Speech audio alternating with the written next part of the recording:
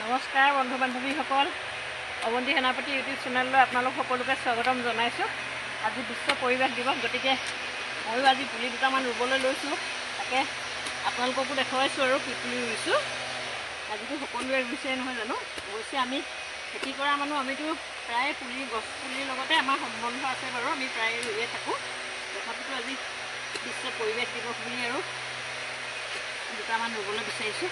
তাকে আৰম্ভ কৰিছোঁ, গাঁত খান্দিছোঁ। মই আচলতে আম পুলি কেইটামান পচাই থৈছিলোঁ, তাকে আজিৰ দিনটোতে বোলো ৰুওঁ। আচলতে আজিৰ দিনটো আমাৰ কাৰণে বিশ্ব পৰিৱেশ দিৱসটো হয়েই বাৰু, সেইটো আমাৰ কাৰণে বহুত ডাঙৰ দিন। তাৰ উপৰিও আজি দিনটোতে আমাৰ মা ইহ সংসাৰৰ পৰা বিদায় লৈছিল। 5 জুন দিনাখনে আমাৰ মা ঢুকাইছিল। আমাৰ মা খেতি বাতিৰ লগতে বেছি জড়িত আছিলে, গছপুলি ৰুইছিলোঁ। মায়ে খুব মাহঁতে বাৰীখন ইমান সুন্দৰকৈ ৰাখিছিল নহয়, গতিকে হয়তো সেইকাৰণে মা বহুদিন বেমাৰত পৰি আছিল। তাৰপিছতে বিশ্ব পৰিৱেশ দিৱসৰ দিনাই মায়ে ইহ সংসাৰৰ পৰা বিদায় ল'লে। সেইকাৰণে আজিৰ দিনটোত মাৰ নামতো কেইটামান পুলি ৰুম বুলি ভাবিছোঁ আৰু সেইকাৰণে আজিৰ দিনটোৰ কাৰণে ৰাখি থৈছিলোঁ আম পুলিকেইটা ৰুবৰ কাৰণে। আজি আম পুলি ৰুইছোঁ। আচলতে এই পুলিকেইটা আনিছিলোঁ, আমি ধনিয়াম চেতিয়া বুলি এজন খেতিয়ক আছে টেঙেৰি ফালে, আপোনালোকে বহুতেই হয়তো জানেই তেখেতৰ বিষয়ে। ধনিয়াম চেতিয়াৰ ঘৰৰ পৰা আমি খাবৰ কাৰণে আনিছিলোঁ। তাৰপাছতে আমকেইটা খোৱাৰ পাছত গুটিবিলাক চব ঠোঙাত ভৰাই মেলি এনেকৈ পচালোঁ। আটাইকেইটা পুলিয়ে বাছিল দেই। এতিয়া সেই পুলিকেইটাই আজিৰ দিনটোত গোটেইকেইটা পুলি ৰুম আৰু যিকেইটা আছে বিশ্ব পৰিৱেশ দিৱসৰ দিনা ৰুম বুলিয়ে ভাবিছোঁ। মাৰো স্মৃতিত ৰুম, মাৰ নামত দুটামান ৰুম বুলি ভাবিলোঁ। সেইকাৰণে আজিৰ দিনটোৰ কাৰণে ৰাখি থৈ দিলোঁ। আৰু এইকেইদিন আমাৰ মাটিবিলাক এনেই ভালেই হৈছে বাৰু, এইবোৰ জেগা মই আগতেও এনেও গোবৰ দি থাকোঁ মাজে মাজে, সেইটো কাৰণে মাটিখিনি সাৰুৱা হৈয়ে আছে। বাচিব বুলিয়ে ভাবিছোঁ আৰু গোটেইখিনি অকণমান ছটিয়াই দিওঁ।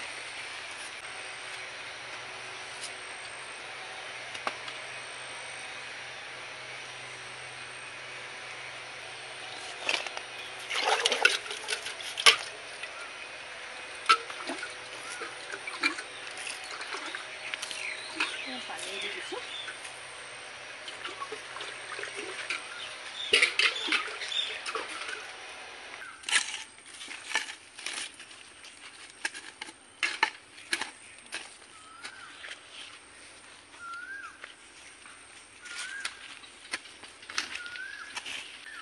ফুলটো ৰোৱা হৈ গ'ল বা এতিয়া বাকীকেইটা ৰুম। তাকে আপোনালোকক দেখালোঁ দেই বন্ধু বান্ধৱীসকল। আপোনালোকে আশীৰ্বাদ কৰক আৰু মোৰ আম পুলিকেইটা যাতে বাচে।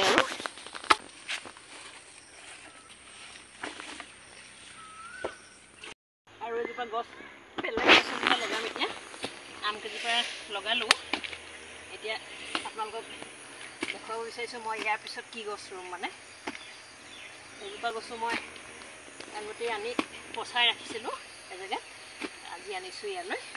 এইজোপা হ'ল, আপোনালোকে বহুতে হয়তো চিনি পাব বাৰু, বহুতে নাপাবও পাৰে।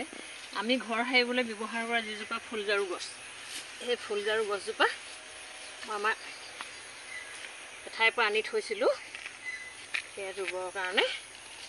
এতিয়া পুলিটো ভাল হৈছে যিহেতু এতিয়া ৰুব পাৰিম আৰু হৈ গ'ল, ৰুব পৰা হৈ গ'ল। যোৱা বছৰে আনি পচাই ৰাখিছিলোঁ,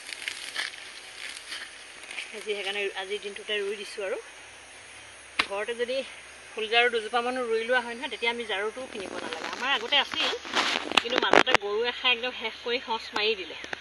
তাৰপাছত এতিয়া আকৌ বেলেগৰ ঘৰৰ পৰা আনি আকৌ সঁচটো ল'ব লগা হৈছে। আমাৰ আছিল এটা সময়ত, এনেকুৱা কেইজোপা আমাৰ লগাই থ'লে এজোপা আমাৰ এতিয়া হ'বতো অলপ, তাৰপিছত মই আৰু দুজোপামান বহলাই দিম। আৰু কেইজোপামান যদি ৰুই থোৱা হয়, তেতিয়া আপোনাৰ ধৰক ঘৰ সাৰিবৰ কাৰণে জাৰুটো নিকিনাকৈও হৈ যায়। আৰু ঘৰত আপুনি ভাল জাৰু নিজে বনাই ল'ব পাৰে, কাৰণ আমি বজাৰৰ পৰা যিবোৰ আনো গোটেই বাঁহৰ কাঠি এগালমান ভৰাই থৈ দিয়ে, আৰু এতিয়া সেইখিনি ইমান সাৰিবলৈও ভাল নহয় জাৰুটো। ইয়াত নিজৰ ইচ্ছামতে ধুনীয়াকৈ বান্ধি ল'ব পৰা যায়। আমি এটা সময়ত তেনেকৈয়ে ব্যৱহাৰ কৰিছিলোঁ।